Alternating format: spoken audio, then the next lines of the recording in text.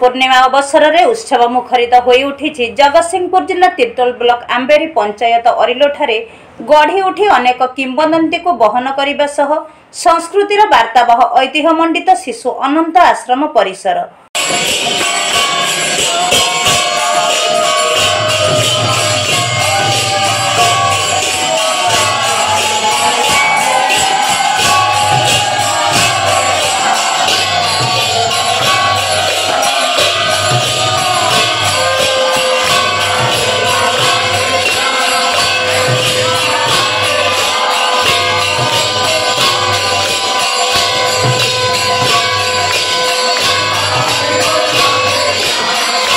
शुद्ध आत्मा परमात्मा सह समान, शुद्ध चेतना दिव्य चेतना सह समान। सबुबले सबु समय रे परम पूज्य पद्मश्री बाबा बलिया समाजर मंगल कामना करिथिला बेले तांको दिग्दर्शन मनीष समाज को संस्कारित करि पारिछि।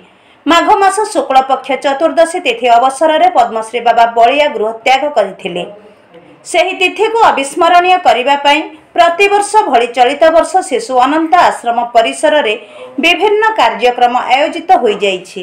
पुण्यभूमि भारतवर्षर विभिन्न पुण्यधामरु विगत वर्ष मानकरे संग्रहित होइथिबा जल और माटी शिशु अनंत गादी पार्श्व रे पूजा पाउथिला बेले एक भक्तिमय परिवेश रे यज्ञर पूर्णाहुति समापित होइछि।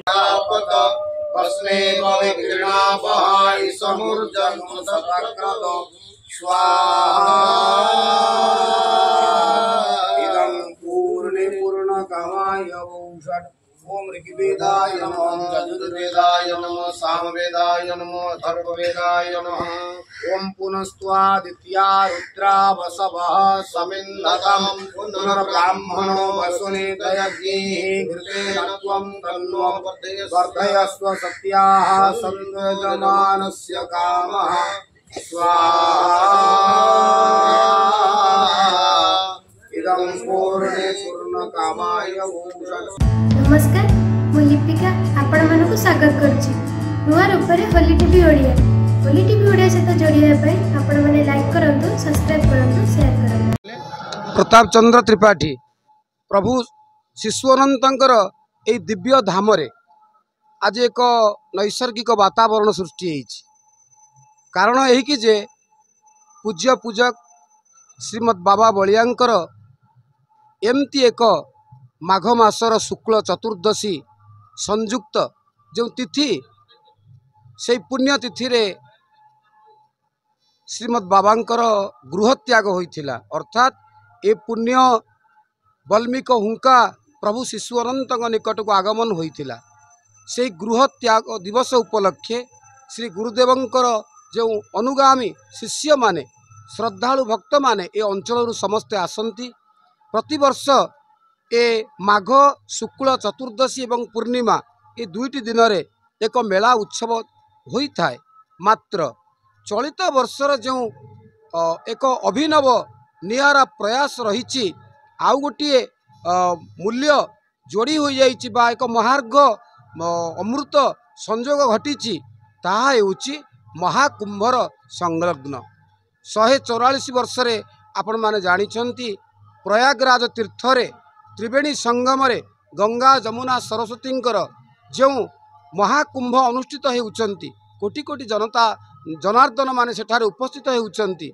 तेबे आमे ए पवित्र पीठ शिशु अनंत आश्रम रे अरिलो ठारे पूज्य गुरुदेवंकर निर्देश रे जो अनंत सरोवर पुष्करिणी अछंती सेही पुष्करिणी रे ए जो आमे दर्शन करूचे तीर्थकुंड ए तीर्थकुंड रे समग्र भारत वर्षर जो तीर्थ मानक पाखरु मृत्तिका जल एवं आज्ञामाल को संग्रह करा जाइथिले। विगत दिन रे सेही तीर्थकुंड निकट रे एक यज्ञर पूजार आयोजन करा जाइछि एवं उद्देश्य यह जे शिशु अनंत महाप्रभुंकर आश्रिता माने ए अंचलर अधिवासी माने श्री गुरुदेवंकर शिष्य शिष्या माने तांकर सपरिवार को धरी ये पवित्र महाकुंभ स्नान से माने करिवे। तेणु कहवाकू गले चलित वर्षर ये चतुर्दशी मेला माघ चतुर्दशी मेला सहित महाकुंभ स्नानर जो संयोग घटी ताहा समस्तों पई आनंद एवं उल्लासर एक प्रमुख भाव रही। से समस्ते आनंदित। पद्मश्री बाबा बलिया प्रत्यक्ष तत्वावधान अनंत धामर अनंत सरोवर रे एक कुंभमेला आयोजित हो जाइछि। गुरुवार प्रातः गंगा जमुना और सरस्वती को आवाहन करा सह सहस्राधिक श्रद्धालु मानक समेत साधु संत माने जोग देइथिले। शंकर मौले विहारिणी विमले मममपि रास्तां तव पद कमले हर हर गंगे पार्वतीपते हर हर महादेव शंकरे नमः पार्वतीपते हर हर महादेव। जय जगन्नाथ। पवित्र माघ पूर्णिमा अवसर रे अनंत धामर ये अनंत सरोवर रे आज आउ एक सन्थ तीर्थ महाकुंभ स्नान अनुष्ठित होईची। पद्मश्री परम पूज्य गुरुदेव श्रीमद बाबा बलियांकर मार्गदर्शन रे ये कार्यति संपादित होईची एवं आपण मानक आम अवगत करेबू ये पवित्र धाम रे जेतेबेले जेउ कार्य संपादित हुए ताहा ईश्वरक इच्छा रे ही हुए, विधि निर्दिष्ट द्वारा ही संपादित होता है।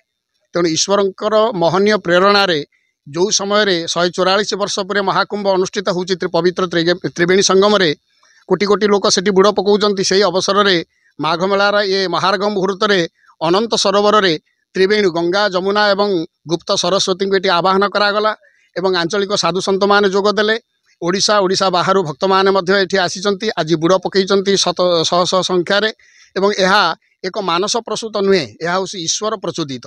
ईश्वरंकर महत इच्छा रे ये कार्यटी आज संपादन करा जाइछि। प्रतिवर्ष हुएनी, प्रतिवर्ष बैशाख शुक्ल चतुर्दशी रे पवित्र पाइका तीर्थ रे बुड़ हुअन्ति, किंतु अनंत सरोवर रे प्रथम थर पई ये महाकुंभर पवित्र अवसर रे आज कुंभ स्नान जोग अनुष्ठित होईछि एवं यह समस्तक पई एक सुखावह स्थिति आनिछि। जो माने जाई पारि नाहंती त्रिवेणी संगम को आज से माने अनंत सरोवर रे ये पुण्यतिथि रे समस्ते स्नान करी से महते आनंद को ये अनुभव करिसंती एवं यह मध्य शास्त्र प्रचोदित जल स्नानं मल त्यागम, अर्थात आम साधारण पानी रे जहाँ गाधौ ताहा शरीर मली की केवल दूर करे। जल स्नानं मल त्यागम मंत्र स्नानम सदा शुचि।